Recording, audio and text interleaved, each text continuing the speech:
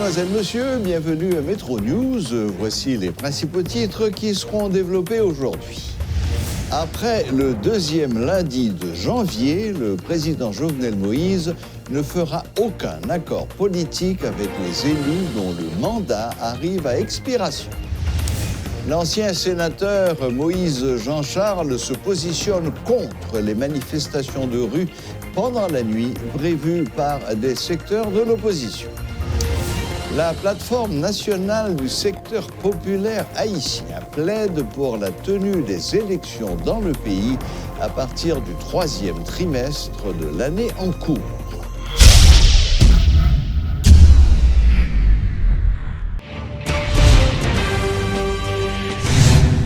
Le président de la République est prêt à constater la caducité du Parlement au lendemain du 13 janvier 2020.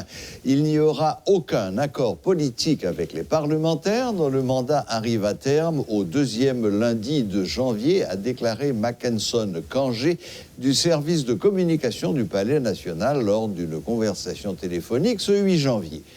Certains élus locaux seront remplacés par des agents intérimaires. Par ailleurs, M. Kangé a précisé que les discussions entre le président de la République et les différents secteurs de la vie nationale vont bon train et l'installation du prochain gouvernement sera effective avant la fin de ce mois. Avec ou sans les représentants de l'opposition radicale, le président Jovenel Moïse procédera à la formation du gouvernement, a-t-il ajouté. Le 13 mai 2019, le président de la République là, a fait le nécessaire pour que il était sorti en arrêté pour juste pour convoquer une assemblée à l'extraordinaire au niveau du Parlement. C'était pour faire deux bagailles. Un, c'était pour ratifier le Premier ministre qui était nommé à. Deuxièmement, c'était pour voter décret loi électorale que l'était voté dans le Parlement.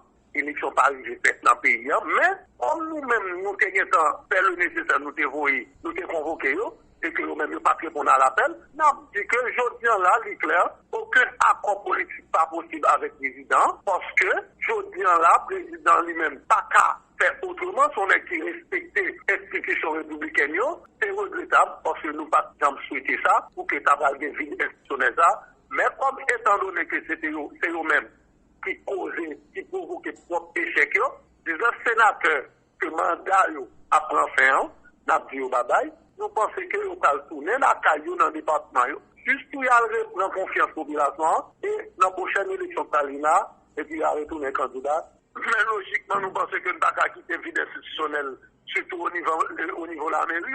Toute municipalité, ils viennent en bout. Étant donné qu'ils viennent en bout, nous ne pouvons pas dire que nous avons changé tout. Parce qu'il y a deux magistrats, donc nous d'accord, qui fait de gros efforts en dans communion, et nous sommes capables de considérer. Mais s'il y a de l'autre monde qui n'a pas jamais fait un lien dans la communion, qui fait communion sale, dans fait politique, qui va répondre à la démission, effectivement, il faut changer. Parce que nous-mêmes, ces résultats n'ont pas fait. Je dis là, nous avons seul par contre ces peuples haïtiens. Il faut que nous avons un gouvernement qui répond avec tout secteur que nous avons cité. Qui donc, vous obligez toujours de processus de dialogue là, avant janvier à fini, dans 2020 là, pour voir comment nous sommes capables d'offrir nation, un gouvernement qui va répondre avec des jubilateurs peuple là. Manifestation de rue pendant la nuit, Moïse Jean-Charles se démarque. L'opposant farouche au pouvoir en place voit dans cette initiative une tentative de ses collègues de l'opposition pour mettre un terme à la mobilisation antigouvernementale sans le dire clairement. De son point de vue, ces derniers essaient d'obéir aux recommandations qui leur ont été faites par des émissaires internationaux.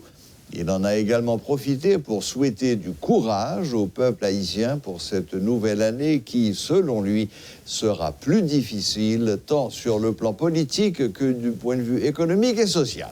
Suivez les explications de Moïse Jean-Charles lors d'une conférence de presse tenue ce mercredi 8 janvier.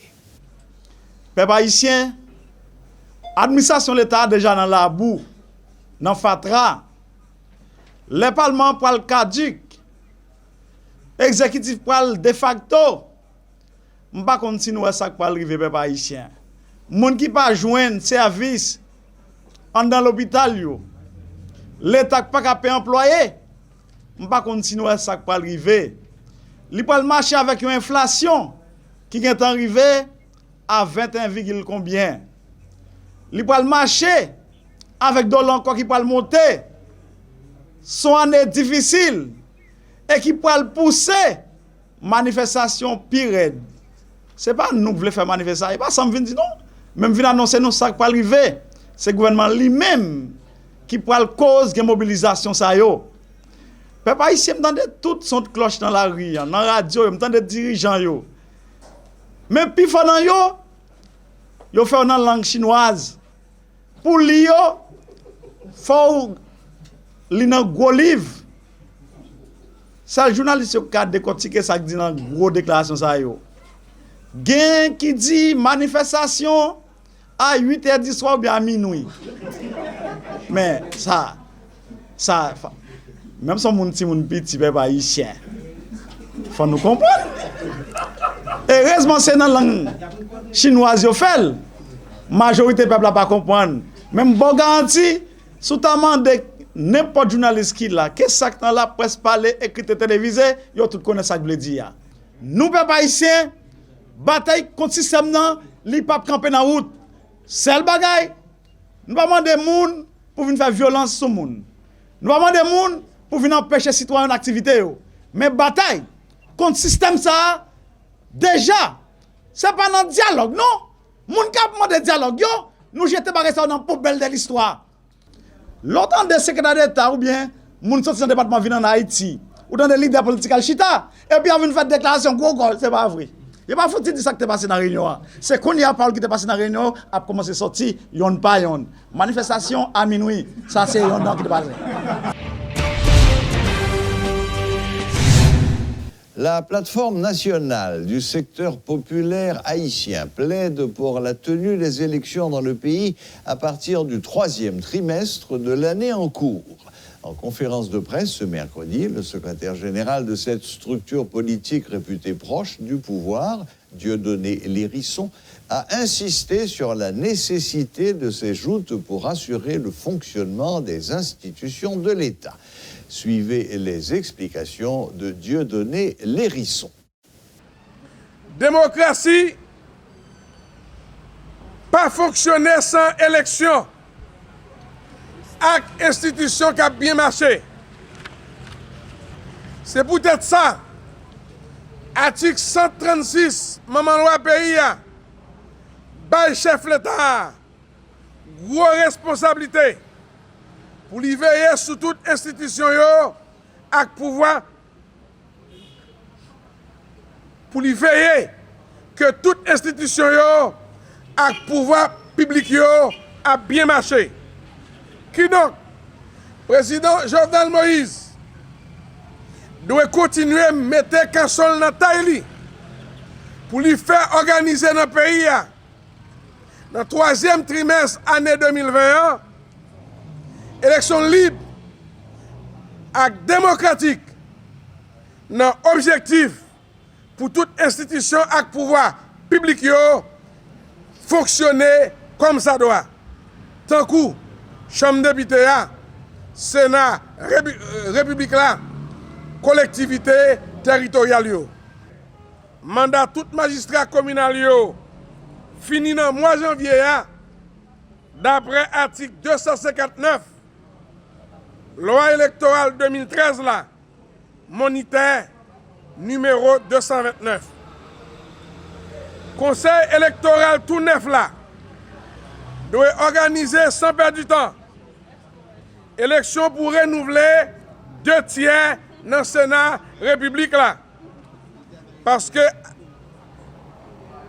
gagner 19 sénateurs, mandat a fini dans la 13 janvier 2021 d'après article 95-3 maman loi pays qui dit à clair yon tiers dans le Sénat doit renouveler chaque de l'année. Alors que il y a 4 années depuis l'élection pas faite pour remplacer tout sénateur mandat yo était déjà fini.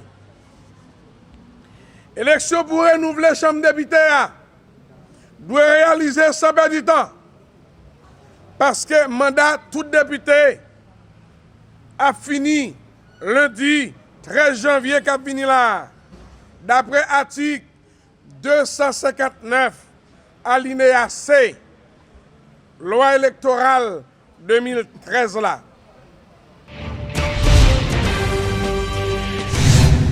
À la rue de l'Enterrement, au centre-ville de Port-au-Prince, certains citoyens habitent encore dans des bâtiments qui ont été détruits lors du passage du séisme du 12 janvier 2010. D'autres occupent des terrains déblayés par les autorités. 10 ans après cette catastrophe naturelle, les constructions rudimentaires utilisées par les riverains de la zone sont très visibles. Lors d'une visite de métropole ce mercredi, les interrogés pointent du doigt les autorités étatiques comme étant responsables de la mauvaise condition de vie des rescapés. Rodolphe Pierre-Louis s'est rendu sur place. Suivez son reportage. Après le passage du séisme du 12 janvier 2010, l'État haïtien a procédé aux démolitions de plusieurs bâtiments qui ont été fissurés, que ce soit public ou privé. 10 ans plus tard, les espaces où ces édifices ont été logés, que deviennent-ils? À la rue de l'Enterrement, plusieurs terrains où se trouvaient des bâtiments qui ont été démolis sous la directive de l'État haïtien en 2014, soit 4 ans après le passage du séisme du 12 janvier, attirent l'attention. Ce jeune mécanicien explique. Jodi à la, côté nous-mêmes nous là, dans l'espace ça. C'est pas un espace qui était un garage déjà. C'est un espace qui était là, côté qui était chargé caille. Chargé caille, un paquet. Toutes sortes de monde qui vivent là, dans toutes couches. Des études ont été faites par la suite en vue de lancer des projets de reconstruction, mais depuis, plus rien. Les années ont passé et les riverains se sont emparés de ces espaces devenus libres. L'espace là qui est tellement large, c'est fatra yo vide là-dedans. C'est moun mouri et là yo vinn jeter moun mouri, c'est là tout yo vinn violer moun le soir, c'est là yo te kon vinn jeter ti moun mouri et c'est là tout te kon gen ka déjà qui fait. En B. Association tête ensemble mette yo joindre avec la mairie, on voit comment nous t'es capable faire la tourner yon lieu de business. Un endroit où des tap-tap, des camions en mauvais état peuvent être réparés, ainsi une bonne partie du terrain s'est transformée en garage à l'air libre. D'un autre côté, il y a le commerce informel, des articles de bureau, des meubles pour les maisons, entre autres. C'est ainsi que ce tailleur handicapé gagne sa vie depuis le tremblement de terre. Nous travaillons devant là, sous la ria là, nous devons payer l'État. Nous venons en crasé, nous tout crasé derrière nous, après ça, nous tout venons comme dans la là. Dans l'intervalle, l'insalubrité se mêle de la partie. Des détritus qui contaminent l'air et rendent la respiration difficile, des matières fécales visibles un peu partout, de la poussière qui se lève à chaque coup de vent. C'est dans cette atmosphère viciée que de nombreux citoyens habitent de petites maisons en tôle. Âgée d'une 60aine d'années, cette dame a perdu son fils suite au séisme. Rencontrée sous sa tente, elle explique comment elle vit depuis que sa maison a été détruite. Moi, j'étais contre vendre de l'eau, sachet de l'eau. Moi, j'étais un bassin là, côté caille colonel Laos là. Et alors, ils ont vite grasé caille. Moi, je reconnaître moi juste l'ambition. Les moi bataille là pas bon pour moi, mal enfermé au caille Cafoufeuille. M'habiter chaque matin, vite faire petit café pour me survivre. À l'abandon, c'est le terme que l'on pourrait utiliser pour décrire la rue de l'Enterrement, située pourtant à quelques mètres du Palais national. Tous les ans, depuis 2010, le séisme du 12 janvier revient dans l'actualité. Malgré les séquelles, 10 ans plus tard, la vie continue, mais dans quelles conditions? Ce groupe de citoyens ne mâche pas ses mots. Nous pas joignons l'État qui vient dire nous, mais pour qui raison ils crasent, mais pour qui raison ils va crasser. Alors nous-mêmes nous étions là, comme nous pas de côté, nous connaissons que c'est nos marché informel que nous vivons. Si l'État était on l'État sérieux, là où vient craser, l'État va jamais dire nous de nos jours. Défendre 50 gouttes manger. Si c'était pour l'État, pas de défendre rien. Déjà une décennie et le tableau demeure le même. Qui plus est, de nombreux citoyens occupent les espaces depuis plusieurs années, ce qui apparemment rendra la tâche plus difficile à l'État haïtien quand il voudra récupérer les espaces. Dans l'intervalle, des informations laissaient croire que l'État avait dédommagé beaucoup de propriétaires des maisons détruites. Et se référant à leurs témoignages, certains d'entre eux ont avoué ne jamais bénéficier de ces fonds. Paul Léel et Rodolphe Pierre-Louis pour Télémétropole. Voilà, la boucle est bouclée. Merci de nous rester fidèles et à la prochaine, même heure, même chaîne.